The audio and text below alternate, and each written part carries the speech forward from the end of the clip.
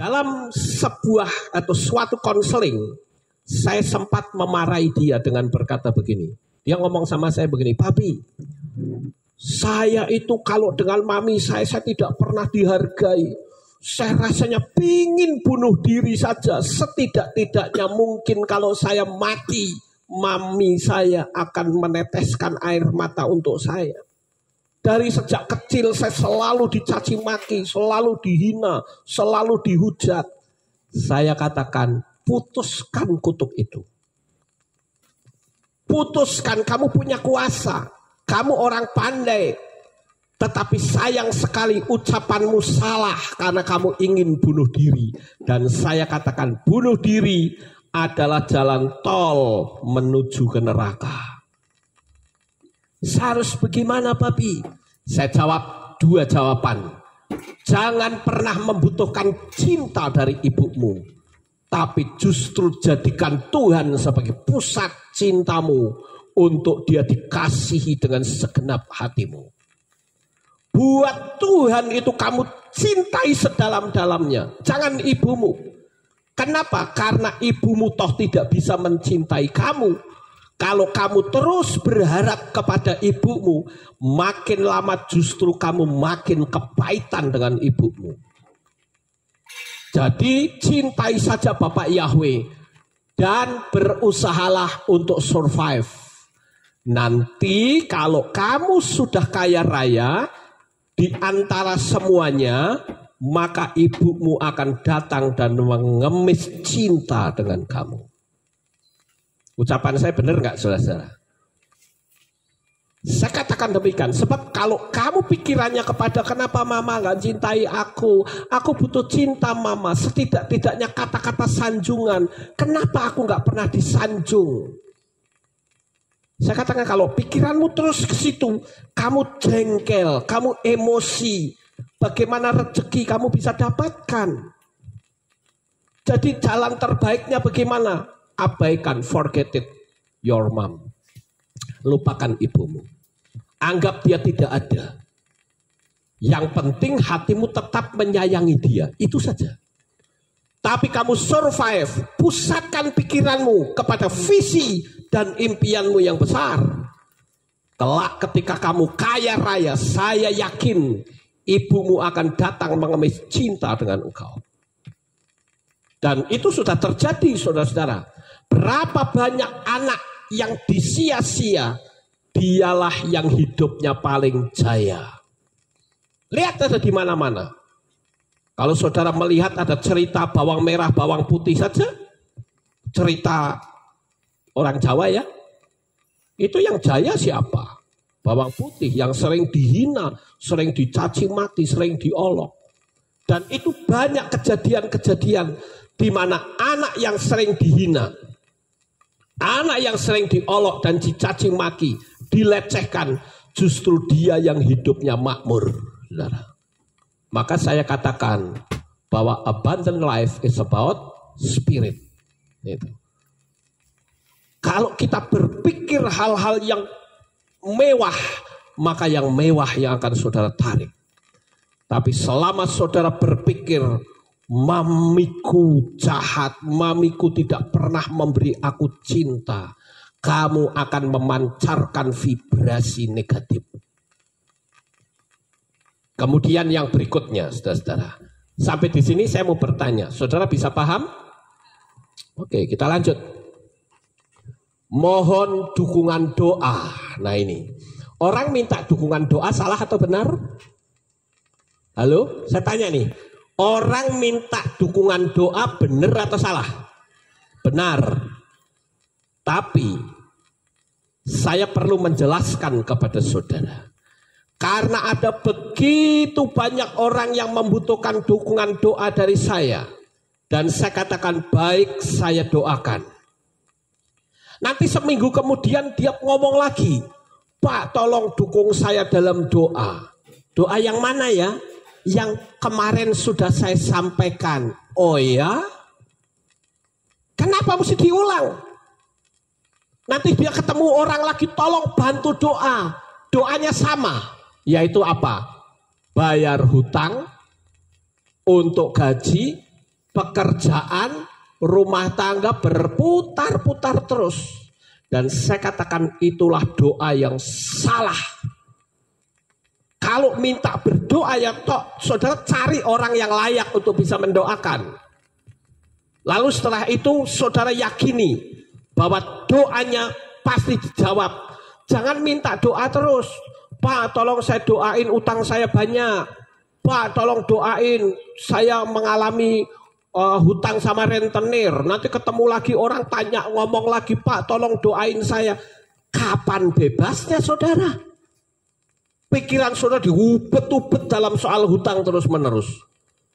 Bukankah seharusnya kita berkata aku bersyukur karena seperti yang kitab suci katakan di Markus 11 ayat 24, apa saja yang kamu minta dan doakan, percayalah bahwa kamu telah menerimanya, maka hal itu akan diberikan kepadamu. Telah menerima. Lah kalau telah menerima lalu kita melakukan apa saudara? Ya bersyukur. Ya, jangan seperti ini. Udah berdoa posisi tangannya salah lagi. Iya toh? Mana ada orang berdoa, orang Israel, orang Yahudi berdoa tangannya ditutup kayak begini? Gak ada. Saya bahkan pernah memberi sayembara. Ayo cari satu ayat saja. Kalau ketemu ada orang yang berdoa tangannya dikatupkan gini, saya berani bayar 1 juta, satu ayat. Kalau di kitab suci tidak ada kok kita berdoanya tangannya dikatupkan. Dari mana? Pasti bukan dari kitab suci kita. Betul Bapak Ibu? Mau terima tantangan sayembara saya? Cari saudara. Berdoa dengan tangannya terkatup. Ketemu satu ayat saya bayar 1 juta. Yang kita ketemu adalah aku menengadah. Itu gaya doanya orang Yahudi. Dan orang yang menengadah, ingat tangan kita itu memancarkan vibrasi, memancarkan energi. Dan itu bisa menarik dari dunia alam semesta kepada diri kita. Itu pola doa yang benar. Tangannya ditengadahkan, bukan ditutup seperti ini. Tapi kok jadi viral ya, doanya semua orang-orang Kristen kayak begini, saudara-saudara. Ini dari mana? Ini kan misterius saya sebut. Makanya saya perlu luruskan ini. Sekalipun itu melawan arus, buat saya nggak peduli. Nggak benar, jalankan terus. Ya, harus diperbaiki supaya doa kita menjadi semakin efektif, saudara. Amen. Jadi kalau saudara butuh dukungan doa, cukup 1 kali saja. Jangan nanti ketemu lagi, Pak tolong doa saya ya Pak, doain saya. Saya selalu bertanya, doa yang mana ya? Yang kemarin itu loh berarti kan saya meng-cancel, membatalkan doa yang kemarin kalau begitu. Nanti 1 minggu lagi, Pak tolong doain ya. Loh yang mana? Doa yang mana? Kok bulet terus kayak gitu, saudara-saudara? Harusnya kan begitu kita percaya, kita berdoa, yakin doa kita didengar oleh Bapa Yahweh, syukuri saja, pasti terjadi. Amen. Kemudian yang berikutnya, yang ke-11, hukum law of attraction itu dari setan. Saya katakan hati-hati saudara berbicara seperti ini, karena alam roh saudara itu menerjemahkan kalau saudara menolak sistemiknya Tuhan. Buktinya apa? Kalau ini sistemiknya Tuhan, saya akan tunjukkan kepada saudara. Bapak Ibu yang terkasih, kalau kita lihat hukum law of attraction itu diketahui pertama kali oleh setan. Ketika Tuhan menciptakan alam semesta. Pada saat Adam dan Hawa ada di Taman Eden, saya mau tanya kepada saudara. Adam dan Hawa itu dijadikan Tuhan itu sempurna atau tidak? Sempurna. Dia dijadikan, firman Tuhan katakan, baiklah kami menjadikan manusia menurut rupa dan gambar kami. Berarti manusia itu dijadikan sama persis seperti Tuhan. Dan di situ Bapak Yahweh berkata kepada Adam, semua sebuah pohon dalam taman ini boleh kamu makan buahnya, kecuali buah pengetahuan baik dan jahat. Jangan sekali-kali kamu memakannya, karena pada hari engkau memakannya pastilah kamu mati. Nah, di situ kan ada dua pohon yang istimewa, saudara. Ada pohon pengetahuan baik dan jahat, dan ada pohon kehidupan. Oleh karena itu, ular tahu betul untuk menjatuhkan manusia, dia menggunakan sistemiknya Tuhan. Yaitu apa? Supaya Hawa itu terfokus kepada buah yang dilarang untuk dimakan. Nah, kalau bicara buah yang dilarang, kebanyakan agama itu mengatakan bahwa buah pengetahuan baik dan jahat itu bentuknya kayak apa, saudara? Kayak apel. Apel itu kan bikinannya Steve Jobs, saudara-saudara. Tapi kalau kita membaca di kitab Henokh, saudara akan ketemu di sana bahwa buah pengetahuan baik dan jahat atau pohon pengetahuan baik dan jahat itu pohonnya tinggi seperti cemara dan buahnya seperti anggur, berbau harum semerbak dan wanginya luar biasa.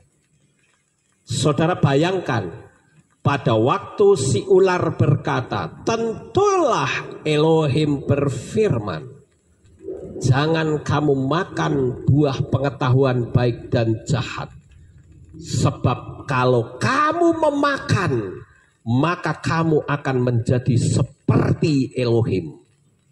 Padahal Adam dan Hawa sudah seperti Elohim belum?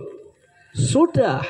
Tetapi dipelintir sedemikian rupa oleh si ular, seolah-olah kamu akan menjadi seperti Elohim kalau kamu makan buah pengetahuan baik dan jahat. Kalau saja si Hawa itu pinter, dia akan berkata, loh aku kan sudah seperti Elohim, ngapain aku harus makan buah pengetahuan baik dan jahat? Ini loh saudara. Sehingga ular memfokuskan supaya apa yang difokuskan itu yang ditarik, itu hukum Loa. Makanya pada waktu itu Hawa diiming-imingi, kalau kamu makan buah pengetahuan baik dan jahat, kamu akan menjadi seperti Elohim, tahu yang baik, tahu yang jahat. Wah, di situ tertarik si Hawa, enaknya seperti Tuhan. Padahal kan dia sudah seperti Tuhan, saudara-saudara. Kalau saya mengacu kepada kitab Henokh bahwa pohonnya itu tinggi seperti pohon cemara dan buahnya kecil-kecil seperti buah anggur. Coba kita renungkan betapa sulitnya untuk meraih buah pohon pengetahuan baik dan jahat. Betul tidak saudara? Tapi sekalipun sulit, kalau fokus kita ke sana, maka apa yang sulit diraih tidak lagi sulit diraih. Tidak ada istilah impossible, yang ada adalah possible. Itu hukum Loa, saudara. Makanya sesulit apapun Hawa akhirnya mengambil buah itu dan memberikannya kepada Adam. Dan apa yang terjadi? Ketika dia makan buah itu, maka seluruh kemuliaan yang ada pada diri Adam dan Hawa itu rontok. Dia tahu, loh ternyata saya telanjang. Pertanyaannya, Adam dan Hawa itu apakah dulunya telanjang? Tidak. Dia memiliki pakaian kemuliaan Bapa. Tubuhnya itu bercahaya, saudara-saudara. Saya kemarin pada waktu masuk ke Temple Mount di Yerusalem, saya membeli satu buku yang sangat bagus dari seorang Rabi Ariel Truchman. Itu bicara tentang cahaya. Itu luar biasa. Sekali waktu nanti saya akan ungkapkan untuk saudara. Saya baca judulnya, saya lihat tema-temanya, wow, saya bilang ini dahsyat banget. Saya bilang saya beli. Saya akan ajarkan kepada saudara. Sekilas saya membaca di situ, Bagaimana ketika Adam dan Hawa itu makan buah pengetahuan baik dan jahat. Cahaya kemuliaan Bapa Yahweh yang ada di dalam tubuhnya itu luntur sama sekali. Dia kaget, loh kok saya telanjang. Jadi sebelumnya dia tidak bisa melihat aurat masing-masing. Karena ada cahaya kemuliaan Tuhan. Yang disebut dengan or. Cahaya itu or dalam bahasa Ibrani. Nah, jadi saudara-saudara hati-hati. Kenapa? Karena hukum Noa itu seperti pisau. Pisau kalau berada di tangan seorang penjahat, dia bisa membunuh. Tetapi pisau yang sama, jikalau berada di tangan seorang juru masak, dia akan menciptakan makanan yang enak. Sekarang tergantung siapa yang pegang pisau ini. Sama seperti hukum law of attraction. Kalau law of attraction itu dipakai untuk hal-hal yang jahat, maka itu hasilnya sangat berbahaya. Tapi kalau dipergunakan untuk hal-hal yang baik, hasilnya pun sangat dahsyat. Nah, saudaraku yang terkasih, saya bahkan mengatakan setan tidak pernah menciptakan hukum baru. Hukum alam semesta yang Tuhan ciptakan itu adalah sistemiknya Bapa Yahweh yang tidak bisa diubah. Tapi kalau direkayasa, di macam-macam sama setan bisa saja. Tetapi dia tidak bisa bikin hukum yang baru. Misalnya hukum daya tarik menarik. Itu dipakai untuk menarik hal yang jahat jadi jahat. Contohnya mana? Saudara tahu nggak? Hukum daya tarik menarik dipakai untuk hal yang jahat. Peristiwa Menara Babel. Peristiwa Menara Babel dikatakan mereka itu satu, bahasanya pun satu. Dan Bapa Yahweh sendiri yang mengakui apapun yang mereka impikan tidak ada yang tidak terlaksana. Itu hukum Noa, saudara-saudara. Cuman dipergunakan untuk hal yang jahat, yaitu melawan Tuhan. Sehingga disitulah Tuhan murka, sehingga muncullah bahasa-bahasa yang ada di atas muka bumi ini. Coba tidak ada peristiwa di Babel dulu bikin menara. Kita bahasanya bahasa Ibrani semua, saudara-saudara. Kenapa? Karena bahasa utamanya itu Ibrani. Begitu sudah terpecah kemana-mana, itu esensi grade dari bahasa itu sendiri menurun. Makanya bahasa yang paling hebat, paling kaya itu adalah bahasa Ibrani. Kenapa saya katakan demikian? Karena bahasa Ibrani tidak cuman dari bahasa saja, tetapi dari hurufnya pun mengandung filosofi. Hurufnya pun mengandung angka gematria. Dari hurufnya pun mengandung simbol-simbol istimewa. Jadi Bapak Ibu yang terkasih, kita mesti berhati-hati dalam kita mengucapkan, ya. Karena hukum Noa adalah hukum sistemiknya Tuhan. Sekarang yang ke-12. Waktu kemarin kita ke Israel, kita pergi ke museum yang namanya Yad Vashem. Museum Yad Vashem ini adalah museum pembantaian orang Yahudi yang ada di Auschwitz, kamp konsentrasi. Nah, saya melihat data, orang Yahudi yang paling banyak terbunuh itu di Polandia dan Uni Soviet. Itu paling banyak. Tetapi dari apa yang saya pelajari, dari apa yang saya lihat waktu saya jalan di Yad Vashem, saudara, hanya ada satu yang saya bisa ambil intisari, yaitu apa?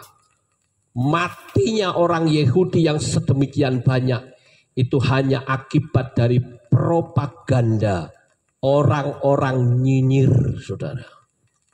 Kenapa? Karena Adolf Hitler itu ternyata tidak suka dengan orang Yahudi.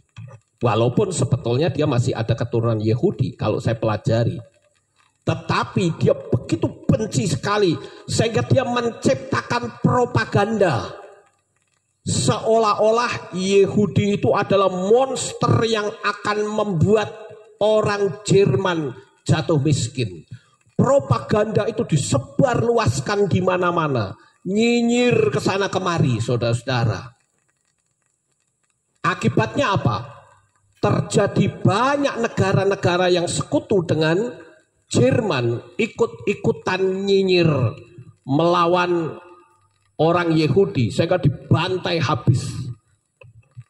Dan saudara lihat hasilnya adalah 6 juta orang Yahudi mati.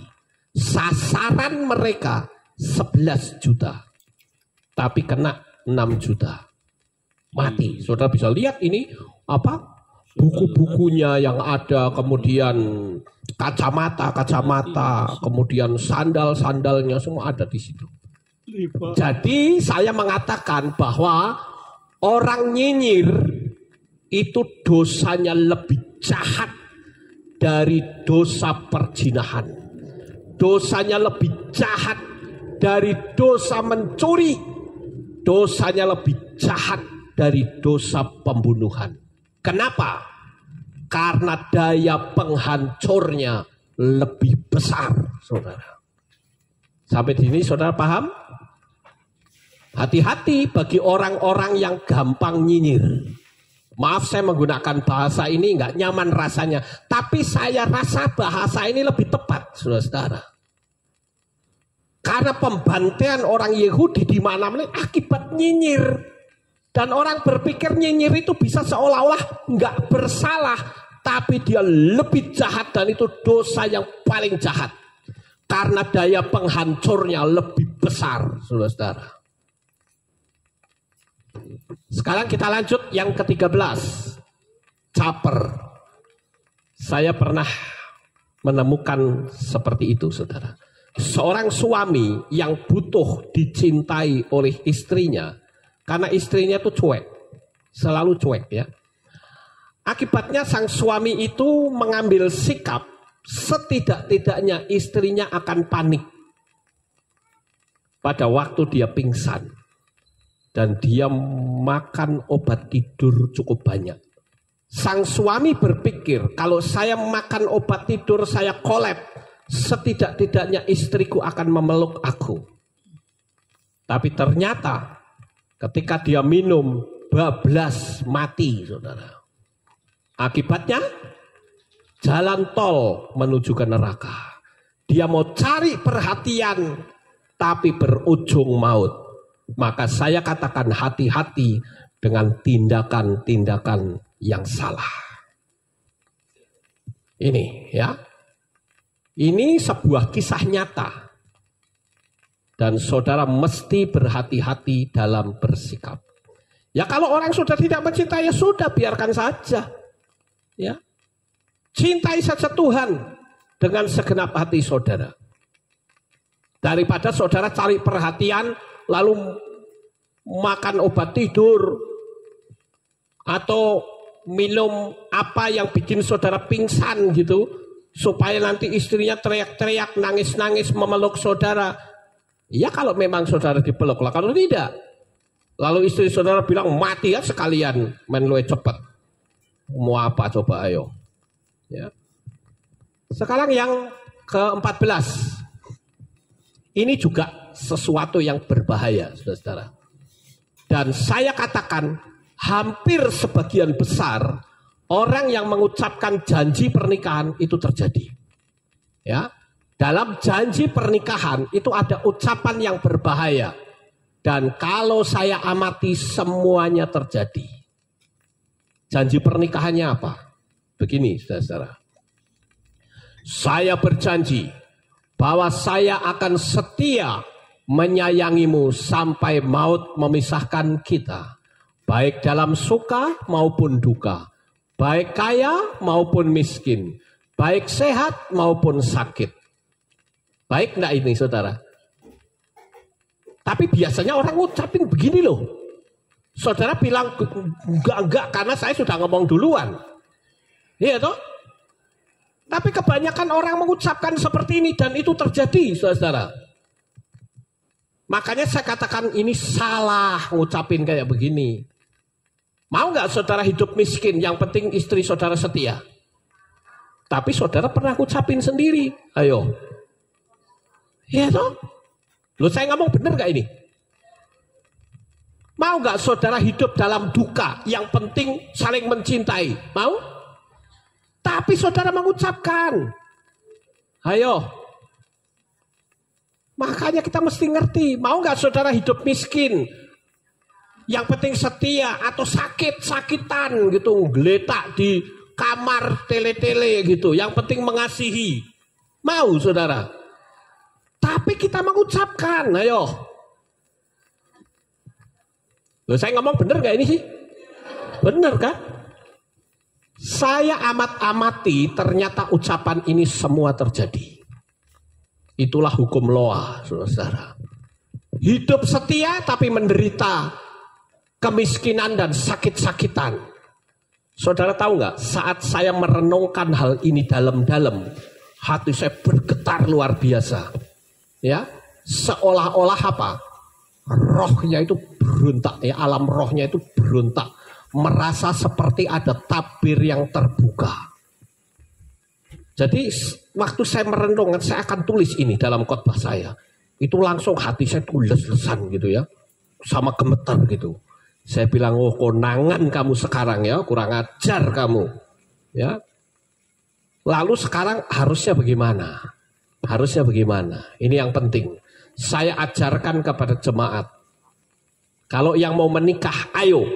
Ucapkan kata-kata yang saya ajari ini, saudara. Harusnya begini.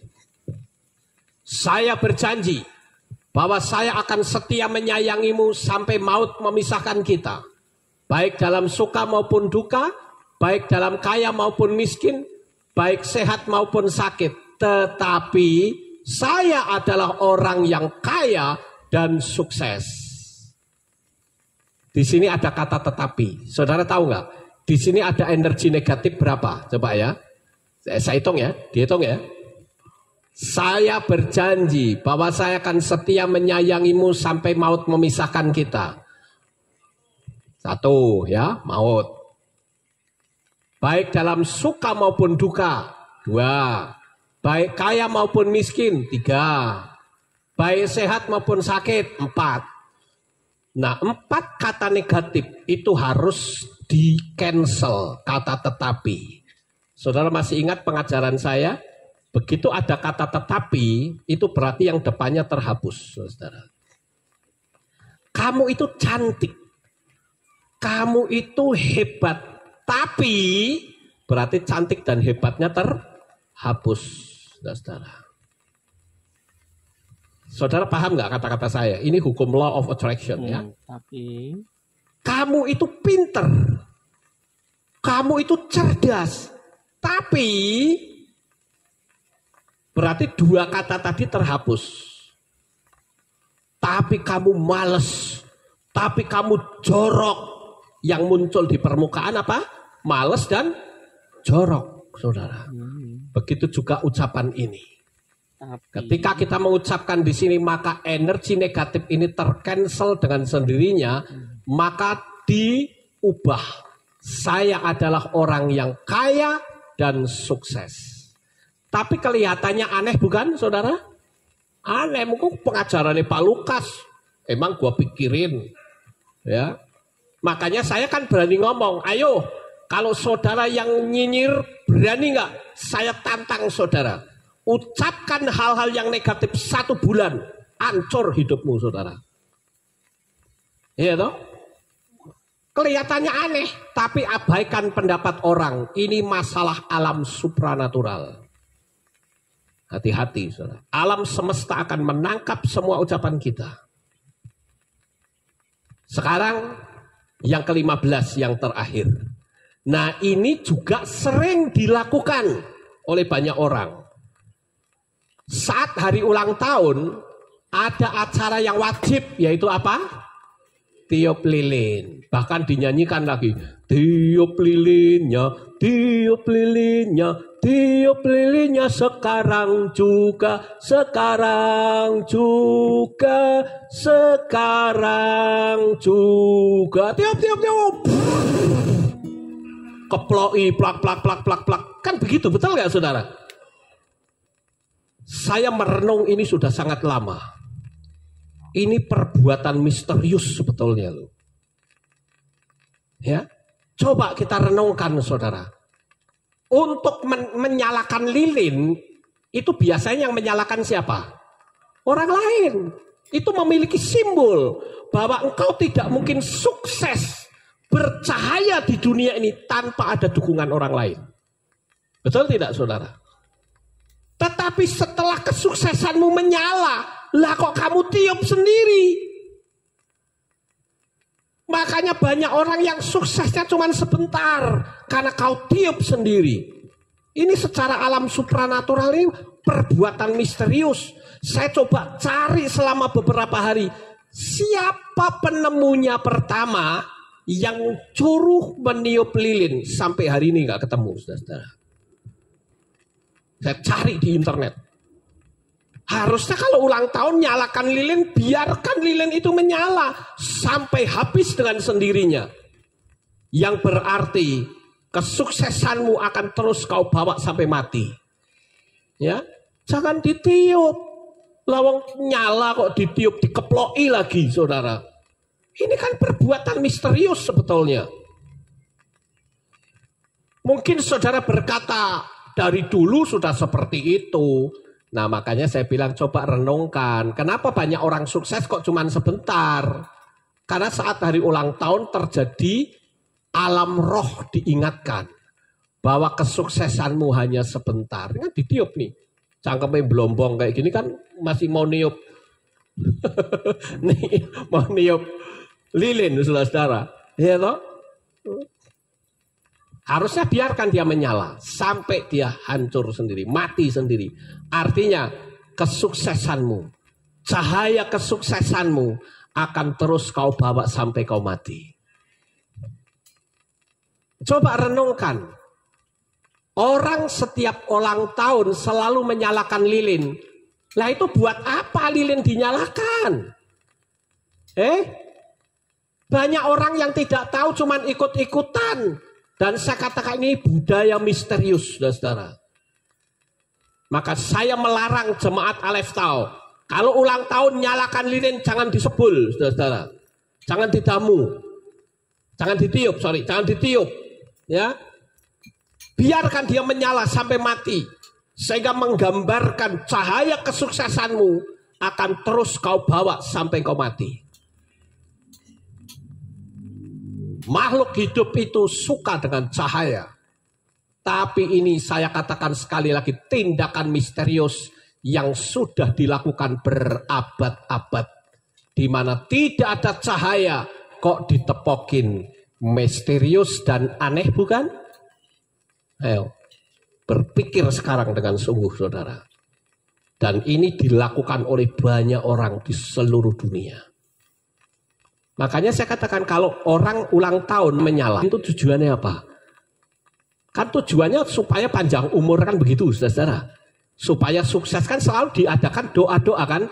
Semoga kamu sukses, semoga panjang umur, semoga kamu sehat kan begitu. Itu saat lilin sudah menyala. Lah kok dipateni saudara? Ini kan ngeri saudara. Ya. Ayo rame-rame rayakan HUT yang berbeda. Mau? Ya. Biarkan cahaya kesuksesanmu tetap menyala sampai dunia ini berakhir. Ini ada orang tua umurnya 106. Harusnya lilinnya 106. Jangan pakai tulisan 106. Ya.